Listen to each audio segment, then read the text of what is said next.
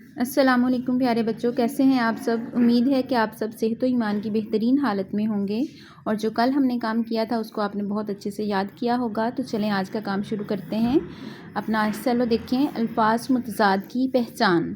अल्फाज मुतज़ाद वो होते हैं जो एक दूसरे के मुखालिफ यानी कि उल्ट होते हैं, जैसे दिन का रात, सुबह का शाम। तो चलें हम अपना आज का काम जो है वो शुरू करते हैं। जायज़ा 1 क्वेश्चन सीखें। देखें, इसमें सवाल नंबर 4 है, 27/3 की इस पर डेट लगाएं। लिखना में देखें, सवाल नंबर 8 है हमारा, इस पर 27/3 की डेट लगाएं।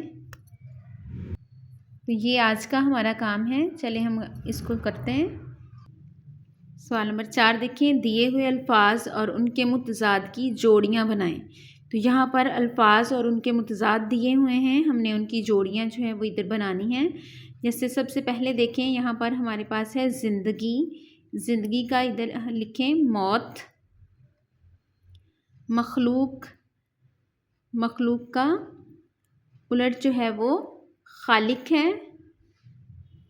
आगे देखें, रात, रात का लिखें दिन। झूठ, सच, उदास, खुश।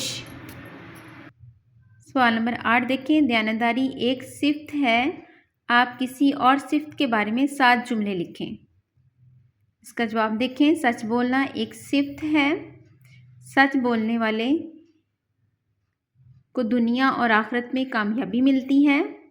सच बोलने वाले से हर कोई मोहब्बत करता है। सच बोलने वाले का हर कोई एतबार करता है। सच बोलने वाला अल्लाह का प्यारा होता है। सच्चा इंसान बुराइयों से बचा रहता है। हर किस्म का सवाब पाता है। उसकी आदत अच्छे काम करने की हो जाती है। तो चलें बेटे, आज का होमवर्क जो है वो उसे देखें। आज का आपका होमवर्क है, अल्फाज मुतज़ाद क्या हैं। इसका जवाब देखें, अल्फाज मुतज़ाद जो एक दूसरे के मुखालिफ हों। आज का MCQs है आपका, छोटा का मुतज़ाद क्या है। इसके ऑप्शन देखें, सबसे पहले है बड़ा, दूसरा है पतला, तीसरा है लंबा और चौथा है गहरा।